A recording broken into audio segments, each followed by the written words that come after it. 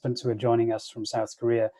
My name is John Nilsson Wright. I'm the Career Foundation Fellow at Chatham House, and it's my great pleasure to welcome you to this webinar on COVID-19 and the future world order. Let me begin by highlighting the fact that this is the first cooperative initiative between Chatham House and the Yeosijae Future Consensus Institute, and we are delighted to have this opportunity to partner with Yeosijae. For those of you who are not familiar with Yeosijae, Yeosijae is a relatively new think tank. It was established in 2015. Its mission is to provide policy solutions for a unified Korean peninsula and for thinking about policy change in Northeast Asia, and also for fostering the next generation of leaders both within the region and globally. So we are very excited by this new opportunity, and we welcome this chance to have an informed discussion on what is undoubtedly a very important and very large topic. Let me begin by mentioning that this discussion will be on the record. And for those of you who are joining us now, I would like to encourage you to submit your questions, if you have any, through the Q&A feature, which you'll find at the bottom of your screen. But let me begin by introducing our panelists. First, Won-Soo Kim, a South Korean diplomat with more than 4 decades of experience in global and regional affairs, having served with distinction in the Korean Foreign Ministry and also very senior positions in the United Nations, with particular experience in the field of disarmament, regional security, and policy planning at the South Korean Blue House. And also, significantly in terms of our new collaborative initiative, Mr. Kim serves as chair of the International Advisory Board for Yeosijae, the Future Consensus Institute. May I also introduce Robert Niblett, the director of Chatham House, who has been director at Chatham House since 2007. And last but not least, Dr. Leslie Vinjamuri, head of our US program at Chatham House, and also dean of the QE2 Academy for Leadership at Chatham House. We have, as I say, a very ambitious agenda, a very large topic. It is, of course, important to highlight the success that South Korea has enjoyed in combating COVID-19. And that success, of course, has led to many important questions about the lessons that other countries, both in Europe and North America, can draw from the South Korean experience. We've seen from news reports, of course, today that South Korea and the Moon Jae-in administration is grappling with the challenge of a small uptick in infections, and this has led to a decision by the government to impose stricter social distancing measures for a period of 2 weeks. I'm sure we'll want to discuss the implications of that, but also more broadly, the question of international cooperation. What can the world learn from the experience of South Korea?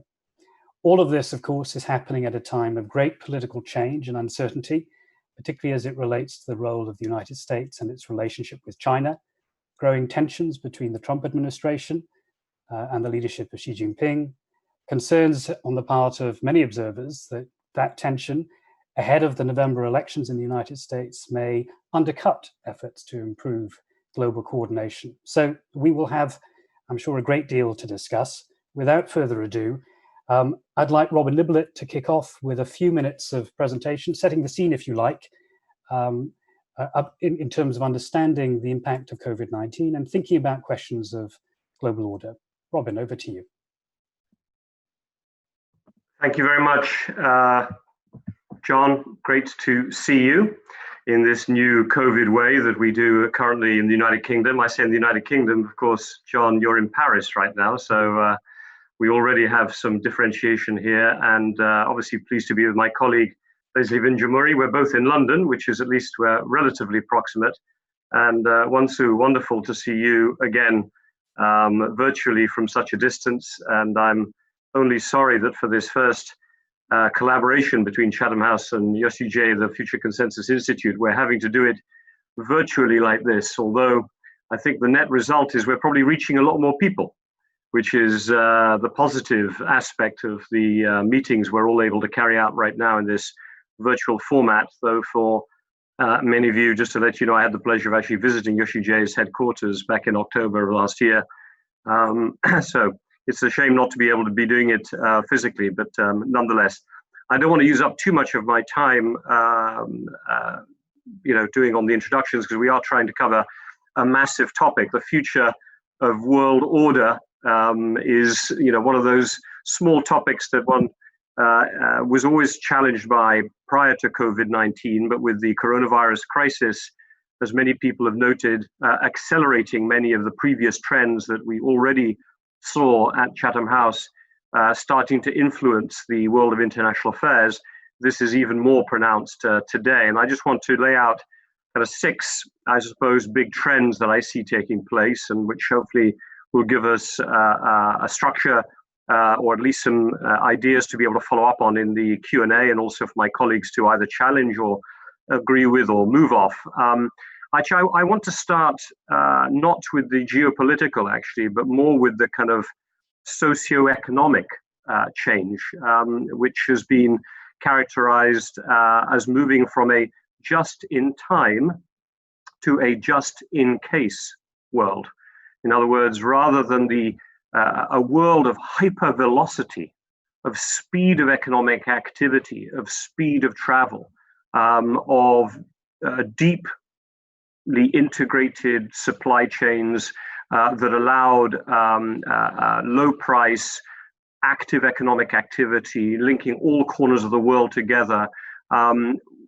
That world which we'd become so accustomed to, and around which we've built a lot of our economic activity, strikes me as now, at least for the near term, but it could become the new normal, to use that phrase, of becoming just-in-case world. In other words, a world in which governments have to think a lot more carefully about their engagement with the rest of the world, their exposure or their vulnerability to supply chains that could suddenly be cut off, or just to the type of activity domestically and socially that runs at such a form of physical proximity and speed that it causes the risks of the kind of coronavirus outbreak that we've had now to return. And that's the big fear, I think, certainly in the West, in London and Europe, I think in America, the fear that just as we come out of this first experience for us of this type of a virus in practically 100 years, that it could return again.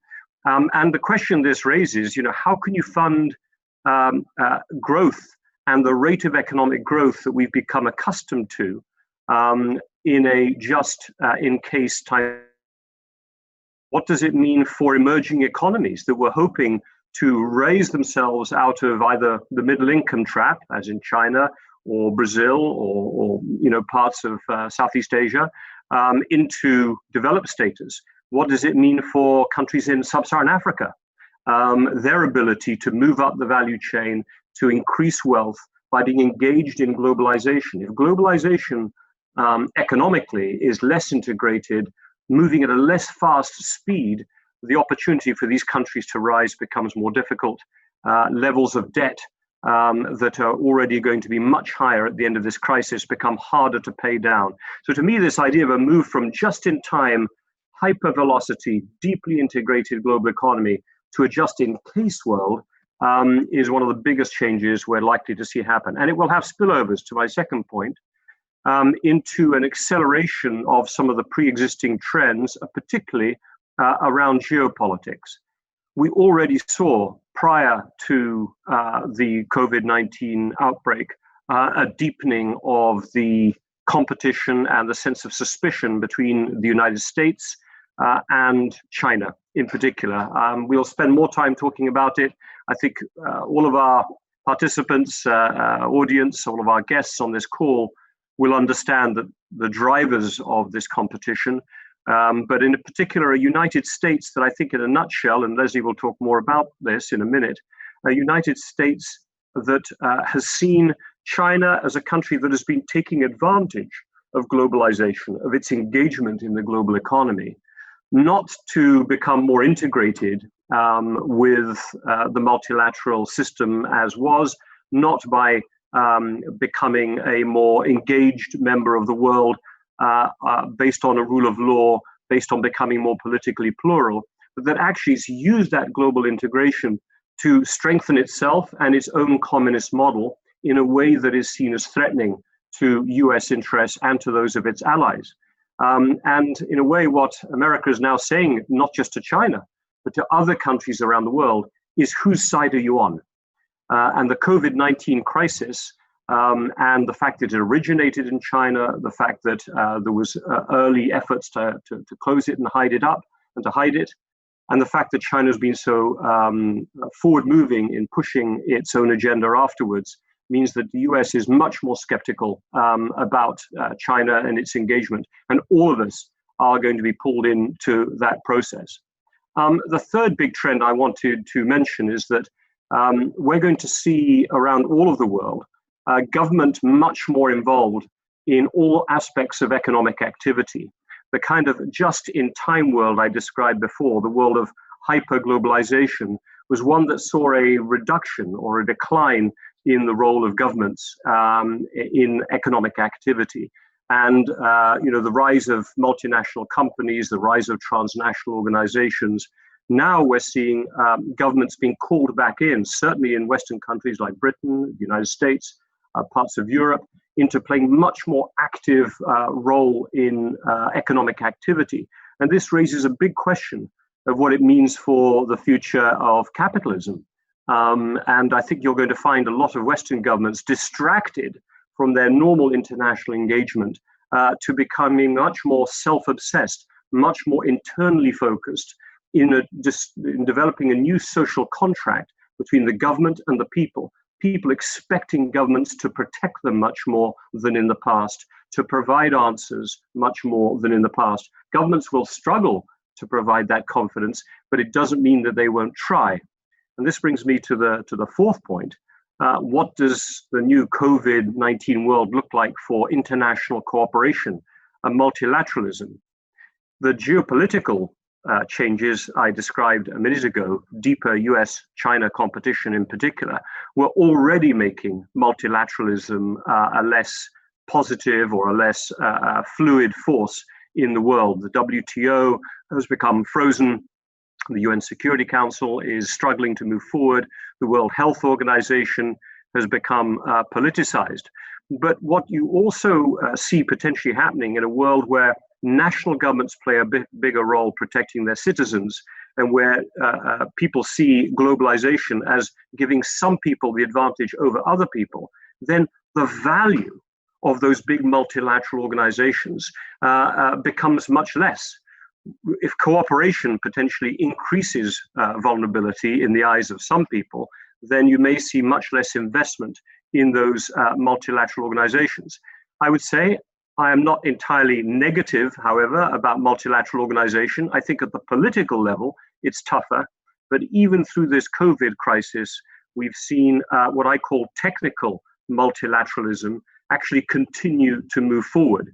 A very good example would be the decision in the G20 by finance ministers to agree to roll over debt of some of the most highly indebted countries in the world, in particular in Africa, but in other parts as well. And we've seen some efforts by other organizations like the European Investment Bank to do a new partnership with the World Health Organization to roll out new health diagnostics and healthcare support to poorer countries around the world. So what you might see is a sort of multilateral cooperation at a more technical level, but at that high level of political commitment, I see it much less likely. My last, very quickly, two comments would be about where climate change fits into all of this. Because I think we can forget, here we are just 3 months after the Davos meeting in Switzerland, that gathering of economic and political leaders from around the world. And at that meeting, the absolute dominant issue was the need finally to adjust to climate change. And how can we change business practices, human practices, the shape of trade, the shape of taxation even, to be able to meet the climate change? So the huge question is, does that agenda go away for 1 year, 2 years, 5 years as the world economy recovers from COVID, or is it more deeply embedded? I sense that certainly from a European perspective, the commitment to try to drive economies towards the goals of combating climate change will be even higher in this post-COVID world. But it doesn't necessarily help globalization, because the EU will start to impose a sort of border tax based on the amount of carbon that is inside the imports that come into the EU, in order to try to equalize the price of any import with the cost of locally produced goods that must take carbon much more actively into account. So that climate agenda, I think, is going to be pushed very hard by Western countries, the Green New Deals, etc., but it could make that globalization force even weaker. Last comment, I don't have enough time, I've spoken for too long. I think we'll see a more regionalization of the global economy. I can talk about that in Q&A. And of course, I'm not going to say anything about this, but where the US election goes in November will be the biggest unknown variable. I think it'll have a big impact on global cooperation depending on the outcome of the US election. Let me stop there, John. Sorry for going a couple of minutes over. No, Robin, that was extremely helpful, and thank you for giving us that very comprehensive tour of the horizon. Just to sort of lay down a marker for our later discussion, I mean, you mentioned the importance of government taking on a greater role in dealing with some of these issues. It will be interesting, I'm sure, to think about whether we need new models or whether history provides us with any powerful examples. There's been a lot of talk about New Deals, echoing the experience of the Roosevelt administration back in the 1930s, particularly in the context of climate change. How important will be historical experience in shaping the way in which governments respond to this crisis? But let's leave that for one moment. And let me now turn to Won-Soo in Seoul to give a Korean perspective on the issues we're discussing. Won-Soo, over to you. Thank you, John, for your kind introduction, and also thank Robin for your excellent tour of the world. And I think, and also I'm very happy to see all of you safe and healthy, braving the virus. And it is good to engage with all of you online. And I think at least maybe, although Robin said it is a pity, but I take it as a kind of privilege. Now we can do these things more frequently without even the burden of international travel and spending a lot of time in the air. And COVID-19 has brought to the fore dual crisis, health and economic, on a scale unprecedented after the Second World War. And I like to take 2 points Robin has made. The first on the impact side, and I share your concern about this virus may hit us again this fall, because what I'm now seeing worldwide trend is that now we have seen spikes in Latin America, and I remain deeply concerned about then what had happened to Africa. And then countries in the north are struggling to cope with it. And if it hits the countries in the global south, they need the help from the global north, but global north countries are busier and preoccupied with taking care of their own problems. So then how we'll organize our international response. And if we don't think of a international mechanism which can help countries in the global south cope with the problems in time, otherwise it will swing back to us and to haunt us back. And about international cooperation, as Robin pointed out, the trend I'm seeing is really worrying, because the impact COVID-19 has brought on health front and also on economic front.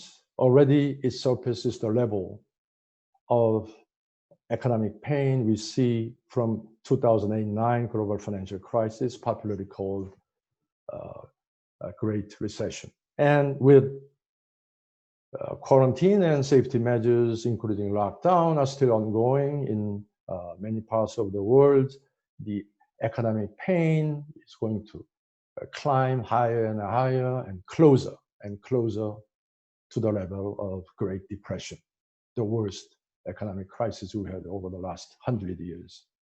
So I would call the pain we have now as something already more than, in economic terms, more than a Great Recession of 2008-9 crisis. but we have the pain individually, family-wise, society, socially, and nationally and internationally on health and personal well-being front.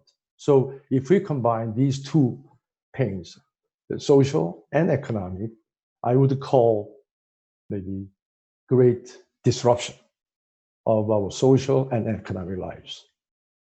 And as you also pointed out, Robin, this is happening at a time when the world was already experiencing rising division inside the nations as well as among nations. At the highest level, as you aptly described, US-China relationship among G2, the two most powerful states, already transited from strategic cooperation from 1970s to 1990s in the post-Cold War period to strategic competition. And now the signs we have in the aftermath of a national and international response to COVID-19 exacerbates that trend. So I'm afraid with the COVID-19 induced crisis, we are now seeing on top of great disruption in times of great division. So these two great Ds is a bad combination, but now with the absence of global leadership needed to tackle this problem, we may descend into maybe Great Depression or even beyond. And also, as you pointed out, we are now seeing rising populist rhetorics and also in polarized political context, and also narrow-minded nationalist barriers, foibles, and this may also will lead to rising protectionism, bad neighbor mentality. And then we all know what happened after Great Depression, and it led to very dire consequences for all the humanity. So we have shared incentive to prevent these combination of two great Ds from pushing the world for the descent into disastrous scenario we all don't want to see. But what we can do, I mean, we are living in a world, global order, maybe dominated by G2, but in terms of necessary leadership, we are living in a, I think, I'm afraid, G0 leadership vacuum.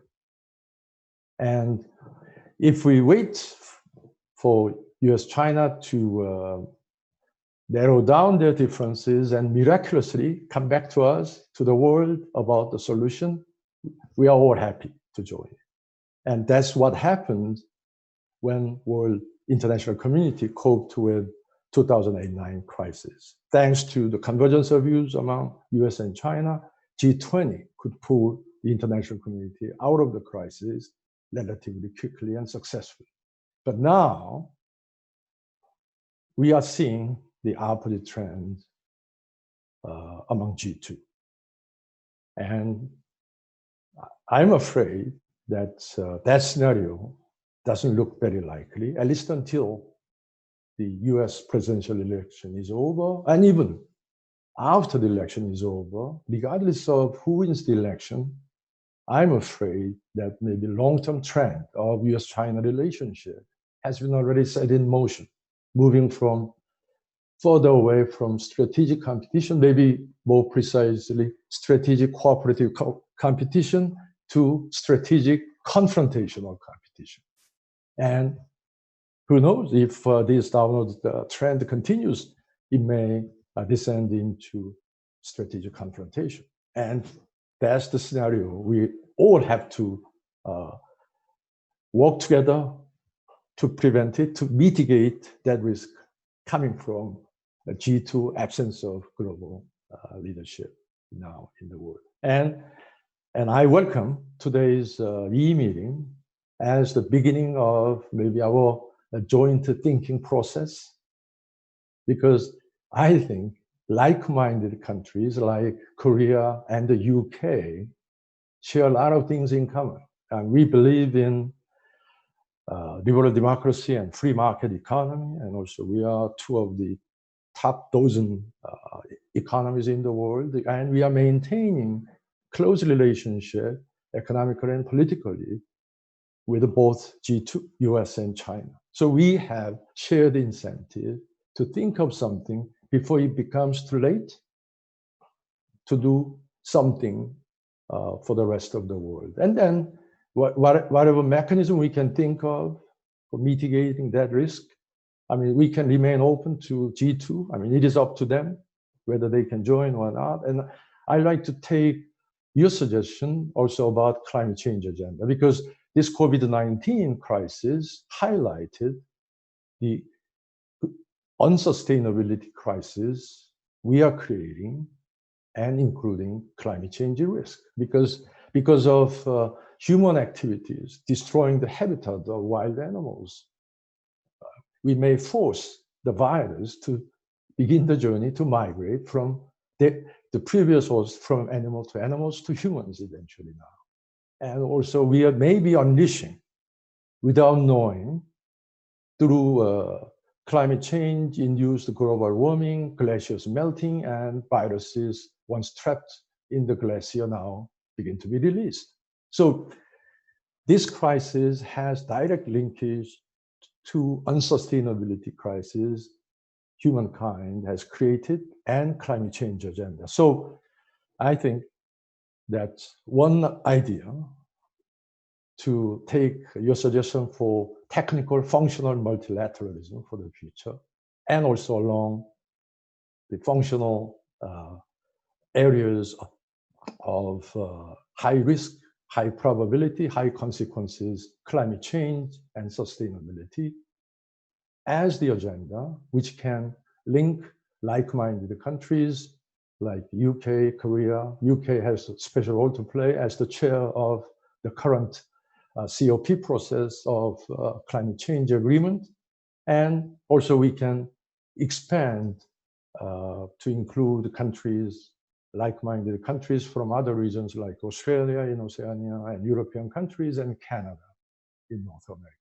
So that maybe we can call Green New Deal Coalition as a provider of comprehensive solutions to COVID-19 induced crisis, and to mitigate the greater risk we are now facing for the whole humanity. So I want to throw that out as kind of food for thought for a possible international cooperative mechanism for the immediate future, so that at least like-minded countries can pool our thinking and wisdom together. And I hope this process will be the first step toward that long-term direction with involving other like-minded countries. Back to John, thank you.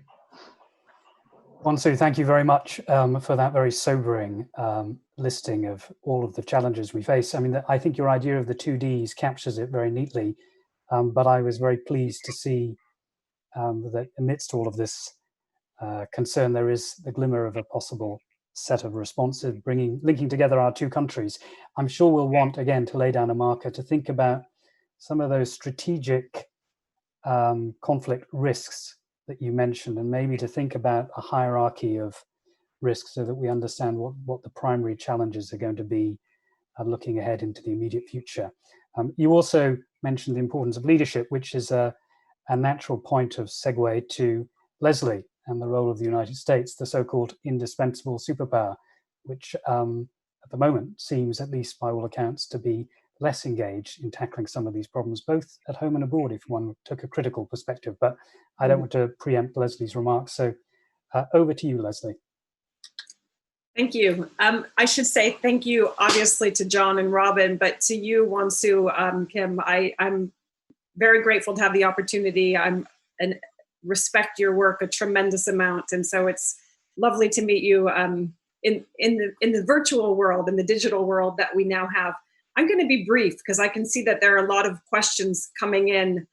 I guess I would start by saying, I like the 2Ds and I loved Robin's points, but I'm, inevitably, since I'm coming third, I have to be even more optimistic. Otherwise, we're all going to have we have a long day ahead of us, Robin and I.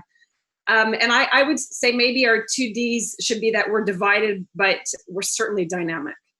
And the great question for this period in time is, great crises tend to produce great change. And so the big question, and I don't think we can know the answer, is to what extent will that be the case, and where will that change and that dynamism come from? Let me say a couple of quick things about the international context, and then just say a little bit very quickly about the US, a country that I think we're all too much aware of at the moment.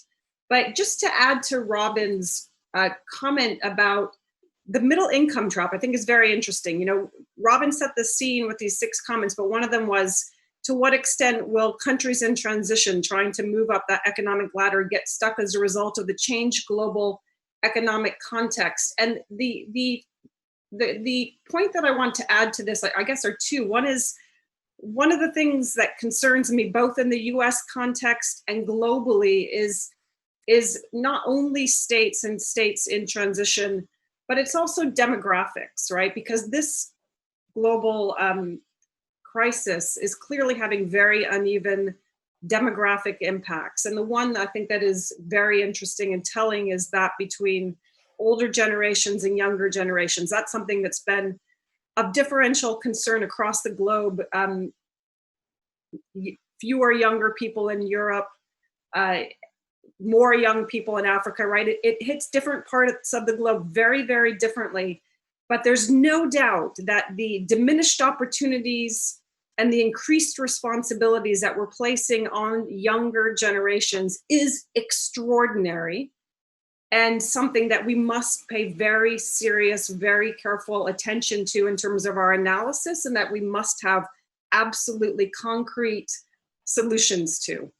The young are going to be asked to solve the problems at a time when they are going to be gravely handicapped. And unlike many of us, and especially Wansu and Robin and John, they won't have had, this will be their entry point into the world. The digital world is their entry point. It's not 20 years of travel and then they move digital. So for any number of reasons, I think the demographic impact, and especially the age impact, is going to be one that we need to watch and really, really highlight. And I guess related to that, but it goes back to the question of, what happens with the middle powers, with countries that are in the middle income. That has been what we've looked to as a point of nudging, right? As the US and China have brought us into a bit of a deadlock on multilateralism, on globalism, we've looked to a number of middle powers to nudge us forward into cooperative, creative solutions. And one of the big questions for me is, to what extent do those middle powers, are they still able to play that role? Does that trajectory increase, or does it get logjam? Because actually, the great white hope for the future, those countries perhaps have to also turn more inwards and become more challenged by internal nationalist problems. So, there are things changing, not only obviously in the major geopolitical confrontation, but those demographics and those middle income countries, I think there's a real question about what happens there going forward. So just a couple of things on the US. I mean, clearly what happens in November is game changing, not only for the 300 and however many million Americans, not only for economic recovery in the United States, but also for the rest of the world. The US is in a period of tremendous dynamism. You didn't expect me to say that, did you? It is tremendously dynamic right now in terms of people trying to actively create and solve problems related to the pandemic and the economic crisis. It's in a state of, I have never heard the words the Wild West used more than I have in the last 2 weeks. I mean, we know about the Wild West in America, but my God, every single person that I talk to who's living in America says it's the Wild West. So things are really dynamic, right? They are changing rapidly. obviously, we woke up to the news of race riots in the coasts in Minneapolis. This is devastating. That race is now being triggered through the very disastrous, shameful violence against an American citizen, George Floyd. But it's layered on top of a grave economic crisis, an extraordinarily devastating health crisis. 100,000 Americans have died, and the numbers are increasing. 40 million have registered for unemployment benefits. So race, demographic challenges, polarization, it's hitting the blue states more than the red states. It's hitting the blue areas within states more than the red areas. But even though we are seeing tremendous polarization, and the dividing line right now is between those who want to get back to work and those who want to protect their health and their family's health. And some of that, to go back to my original point, some of that is about age. Not all of it's going to break down according to whether you are Republican or Democrat. Some of that's about age, and some of that is about gender, right? Women in red states and in red families are not breaking down the same way as men because they're thinking about their families and their children. That's not, entirely the case, but we are seeing this kind of division. So it's a very, very dynamic period where I don't think that we can assume that the existing lines of division will come out the same as, as they currently are. What does that mean for America's role in the world? I'll close very quickly with this. Obviously, the election is game changing. It's not only going to be game changing because it's a vote on Donald Trump, and obviously if Biden comes into play, we have a president who's very fixated on China. He's very, very concerned with democracy. The human rights agenda is back in play in a very serious way. Alliances are back into play in a very, very serious way. But it's the layers of people below Joe Biden that really, I think, changed the game. That the biggest devastation for the world in the Trump administration really, yes, of course, it's that Trump is difficult to predict and difficult to work with, but it's that there's nothing below him that you can be sure of. And I think as soon as you get a change in the administration, if that's what happens, God knows, right now it looks like there will be a change. November is light years away. We are living in a pandemic. It is light years away. It is impossible to know what America will look like or how people will feel by November. They might feel like, thank God they're back to work. Thank God the president let them go to the movies again. Or they might feel like they've lost their grandparents and they've lost their wives and they will never look Donald Trump in the eye again. We cannot predict it. But if there were to be a change in administration, we will see a level of high-level elite bureaucrats return to govern the country. They will be constrained by domestic crisis. They will be constrained by the US-China confrontation and hardline on trade, but they will be serious people. There will be rigor in the democracy. And I think that is, the potential game changer for the United States and the rest of the world going forward. Leslie, thank you very much. Reassuring to know that dynamism is a source of optimism, and perhaps also opportunities for the return of legitimate expertise in government, your last point, I think, which is worth thinking about. Let me start by picking up one of the questions we've had from one of our Korean listeners about middle powers, which also builds on what Leslie was saying.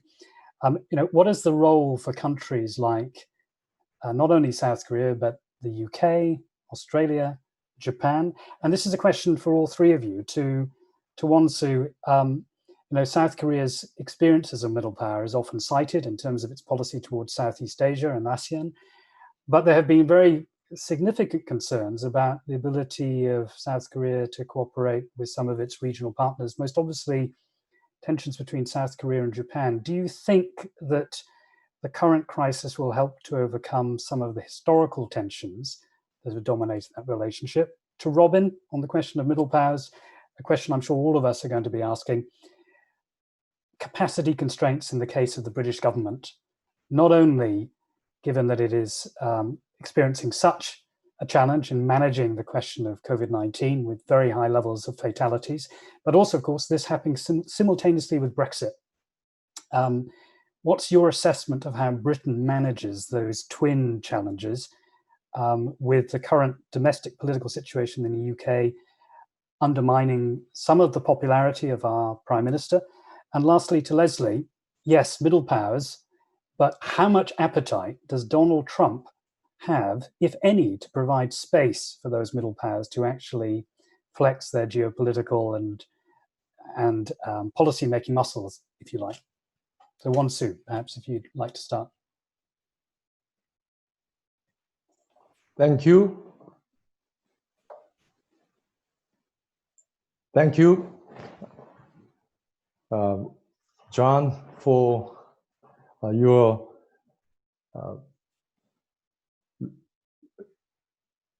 difficult question for any Korean to answer.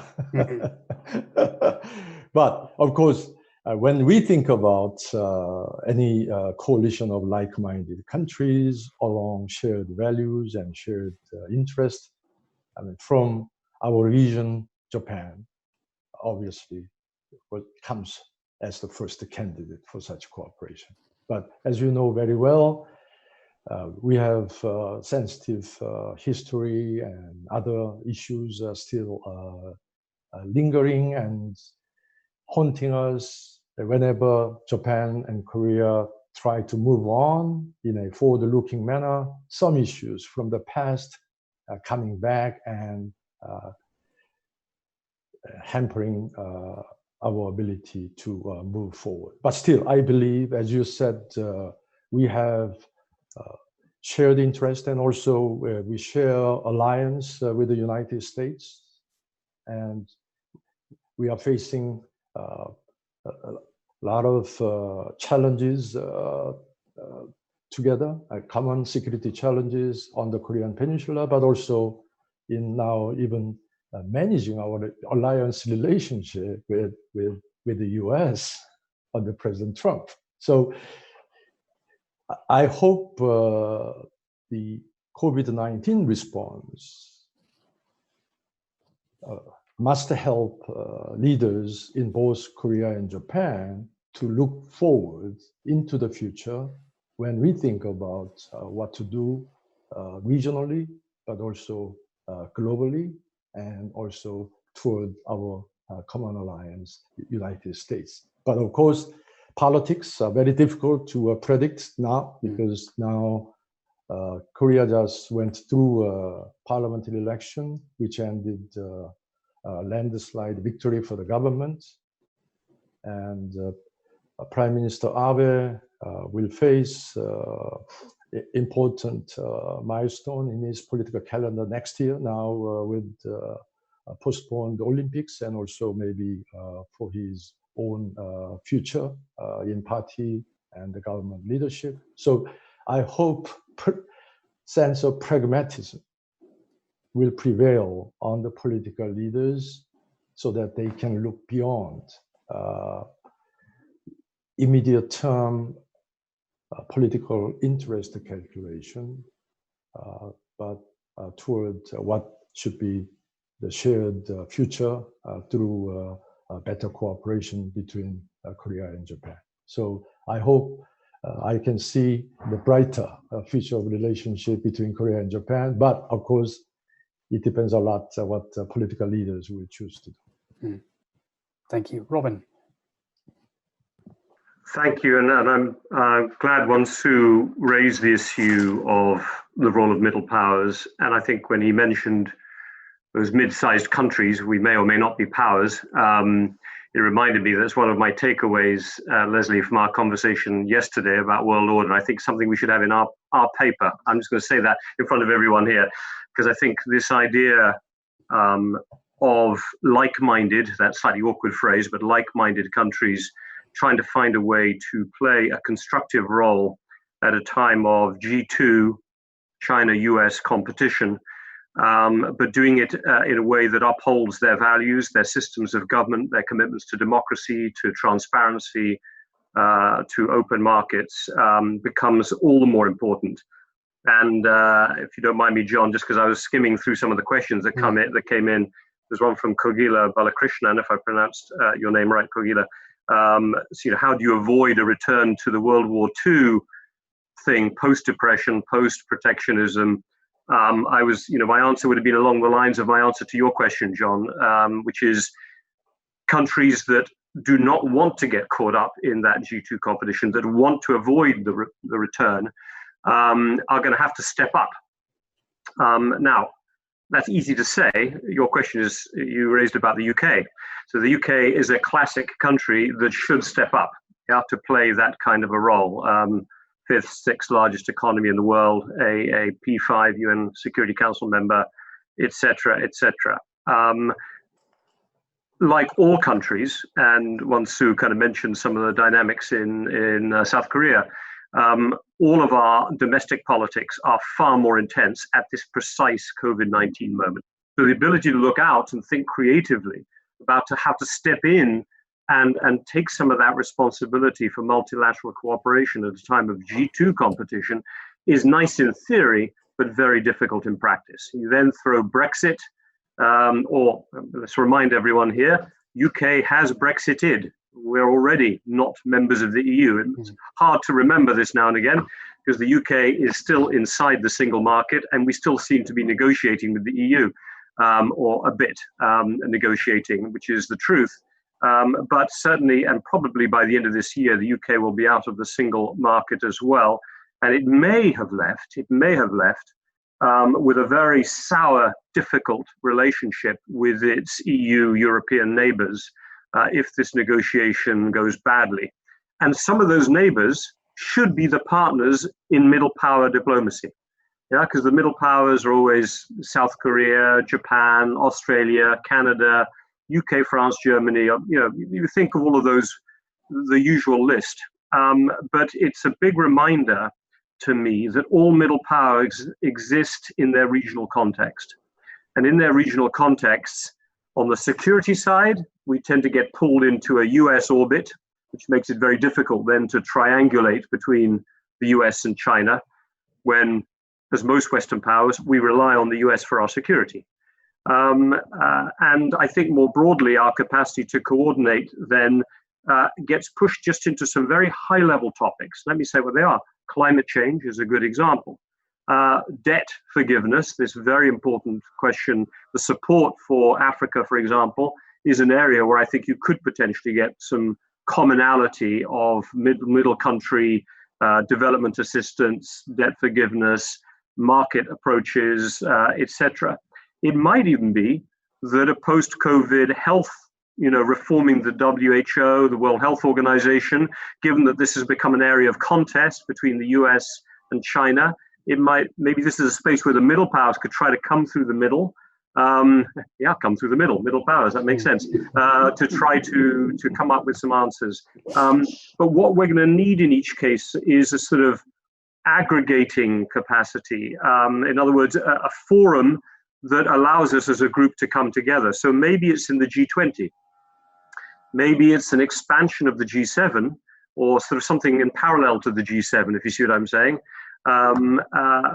It is COP26 for the UK.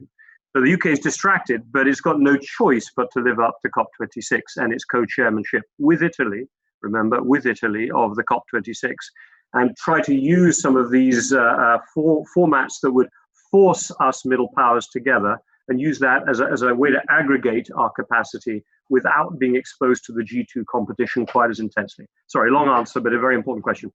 Yeah, thanks, Robin. And that leads neatly on to Leslie in terms of this question of alliances and dealing with security challenges. Joseph Nye said a long time ago that the United States was bound to lead. Can it lead? Or can it allow other countries to increasingly step into the power vacuum that Won-Soo was referring to? I mean, I'm not so sure it's a power vacuum. I think it's much more intense than that. It might be easier if it was a power vacuum, but I guess the one advantage of having a president who's erratic but also distracted is that you can do a lot when America's not paying attention or just kind of has its eye off the ball. So there's a lot of opportunity. We might see if there's a change in presidency that, getting in line with America is going to become much more important, not in a negative way, but just in a, the big kid is back on the block sort of way. So, there is something about Trump that has given space because you're not bound to be loyal because Trump is not loyal, right? So a lot of things are going to change. I guess the only other thing I would add, because I'm sure you want to get onto the many questions, and I noticed that Mark Ticola is in the audience, which is wonderful. I haven't seen Mark in years. I think, a big dividing line will be not just middle powers, but it's going to be democracies. I just think this question of democracy is going to be very, very, very central, especially if there's a change of administration.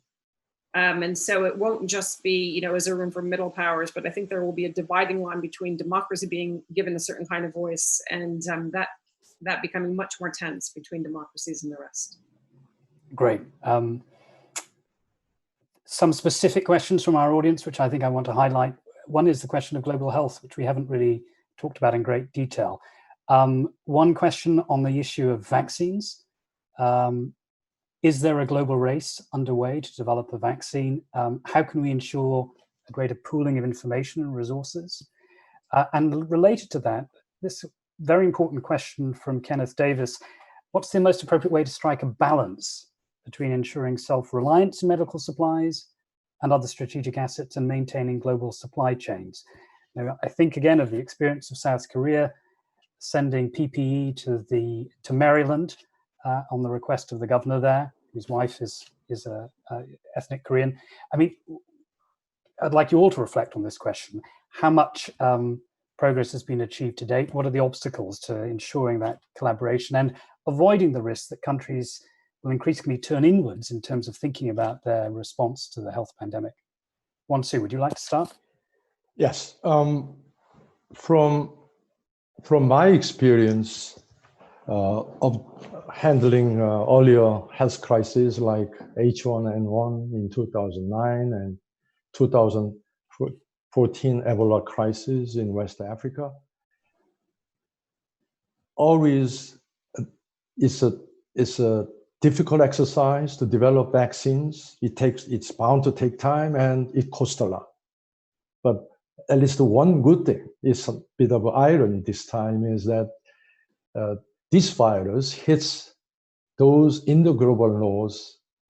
Now, global pharmaceutical industry has very strong incentive to join in the search for vaccines. That's the good news. But the possibly risky side of it is that whoever gets there to develop safe, effective, and scalable vaccines. And then the next question is then who will get it first? So if we just leave it to the market logic, and I think then it'll be very risky for the world, particularly for those countries in the global south who cannot afford to have any affordable access to vaccines for the future. So we have to think of an international regime. Whoever gets the vaccine first, it must be made equitably accessible to all countries in the world. And I think, I cannot think of any international organization with all criticisms, legitimate and sometimes overblown to WHO. I cannot think of any other organization who can lead this global exercise. And we always have done a post-mortem exercise after H1N1 crisis was over, after Ebola crisis over. And always there is a criticism on WHO. But also we have to remember international organization, as also Robin pointed out, can be as effective as its principal shareholders, member states, most powerful states allow it. So we cannot blame all the problems we have now, up to now, in international response to WHO. It is unfair to them because most of the decisions they have taken have been made with the participation and maybe stronger voices of powerful states, powerful member states of those organizations. But because we all know that whenever something goes wrong, international organizations should take the blame.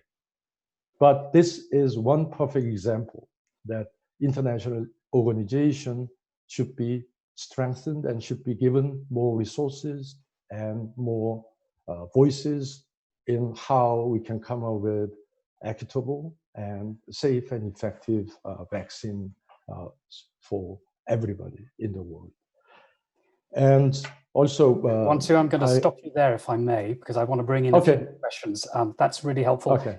Let I will stop here. 3 very quick questions for all of you to think about. The question of Hong Kong, very topical. Azmat Khan asks, to what extent is the global community being distracted from the question of Hong Kong? How should we respond to it? A question from an old friend, Akio Miyajima, asking, specifically, Robin, what do you think is needed for the upcoming UN General Assembly to revive multilateral cooperation to cope with global challenges? Who do you think can be good partners for South Korea to work together for consolidating multilateralism? And then a related question on political multilateralism. Is it in decline, as Robin has argued? What incentives can be provided for states and the private sector to strengthen political multilateralism, whether that's addressing the question of a vaccine or other global public goods? Perhaps we can start with those questions. And I'll begin with Robin and then come to Leslie. Thanks for those questions. And I'll just try to be telegraphic so you can get as many in as you can. On Hong Kong, no, I don't think this is a matter of distraction. The Chinese government will have planned and has been planning, I'm sure, this move for quite a long time. And it probably would have been done and taken now, even without the coronavirus crisis, given the fact that the Hong Kong legislature is frozen, has not been able to pass a national security law since it came into existence. And C.H. Tung failed when he was the chief executive in 2003. And with the breakout of the protests, I think the Chinese government had decided, as they have the right to do under the Basic Law Agreement, Article 18, as I understand it, they decided to just impose it themselves, not the outcome that was meant to be done, but an outcome that they had a sort of nuclear option, you could say, to use if they wanted to. So I don't think they did this because they were distracted. I don't think they think the West is distracted either, the UK or the US. I think they just feel they've got nothing to lose. The relationship is bad enough as it is, and they're willing to take the risk. In fact, they probably knew it would inflame and give even more ammunition to the Trump administration and to, one might argue more broadly, the West as a whole. There's been very tough language, or tougher language, coming out of London about having to rethink its relationship with China. The golden era that was brought about in the David Cameron government seems to be pretty buried. And even Boris Johnson is struggling to keep the line to the pragmatic approach of, for example, allowing Huawei to be in the 5G market, but only up to 30%. Even that line may break in the coming months, and we may find a change in the British government position on this to having a timeline in which Huawei would have to move entirely out of the 5G or all of the telecom market. That may still happen. So this is a long way of saying I don't think this is about distraction. What it is it just reflects the fact of the complete breakdown in trust between Western powers and China feeling it'll do what it thinks is in its interest, and it will just take the risks that follow. And yes, this makes it a much more fraught environment, but there's a huge limit to what countries like the UK can do. The US obviously can take some economic steps and probably will in terms of its distinct status as a separate trading country with preferential agreements with the US. To Akio Miyajima, Akio, great to hear you on this call. What can we do? I think I'll be very quick on this. What can we do to push multilateralism at the upcoming UN General Assembly? I hate to say it this way, I wouldn't bother. I just think in the lead up to the US presidential election, I'm afraid, and with all of the tension that exists at that political level, it's very difficult, I think, to come up with a constructive agenda. I think, however, there might be some room on this point on health. There may be some processes that could be given the green light by the UN system, maybe sort of pre-positioning of health resources, treaties or agreements where countries agree that they will commit to supply a certain amount of supplies, a commitment to make sure that any vaccine is globally available, where intellectual property restrictions are limited, a capacity to go generic very quickly. I think there's all sorts of steps where maybe the UN General Assembly, being the parent, or the UN being the parent of the WHO, they could use this moment to try to re-energize health multilateralism now, given, as I said earlier, that it's become such a contentious area for China and the US. And I think just lastly on incentives for private sector, so important. I think the private sector in terms of global companies are actually going to be taking the lead on a lot of the moves towards the green economy, towards greater transparency on taxation. There's a demand by the big multinationals at a time when governments are fighting each other. Companies still have global consumers. They have the internet, which exposes all of their activity. If governments are not going to provide regulations, the private sector is going to work with civil society, with individuals, to try to come up with better ideas. So I think it's an opportunity to work with the private sector. We're just about out of time. I'm going to let Leslie have a final comment on the question of geopolitics. We had a couple of questions looking at the question of India. And at the moment, we have tensions between China and India, border disputes. Kalim Hussein asks about the risk of a rise of political extremism domestically within India. In terms of some of the strategic flashpoints, your insights, Leslie, before we wrap up what has been a very interesting session. I'll say one thing on India, which is I do think that it's an area where we will see a shift in U.S. policy if Biden were to be elected. In other words, if you think, one of, I think perhaps Trump's last big international trip before the pandemic was to India. And we all know what happened surrounding that trip, the riots, and he said nothing and turned a blind eye. I don't think that we'll see that going forward. India will continue to be very strategically important, but the democracy part of India will be re-embedded into that relationship. And I think that will be raise lots of questions for India. And it will raise a lot of questions for the US. Will it actually enforce a red line? How serious will it take that agenda? I want to just add one more quick thing to what Robin said about the UNGA. I know he didn't mean it. And the reason I would say that it's tremendously important in this current context to take the UNGA seriously is that the conduct of the election has been stymied by at the operational level by the pandemic. So every forum that there is to give voice to the values that one thinks are important, and if one thinks that multilateralism is important, the UNGA is going to get a tremendous amount of press. It's going to elevate some voices and depress others, or perhaps shine a light on some campaigns that are that get less traction.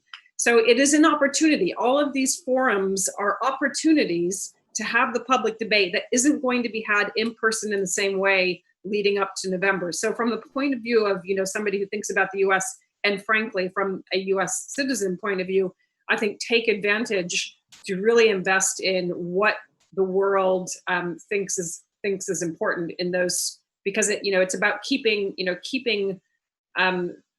that debate alive, playing the long game, frankly, playing the short game, because November is very soon.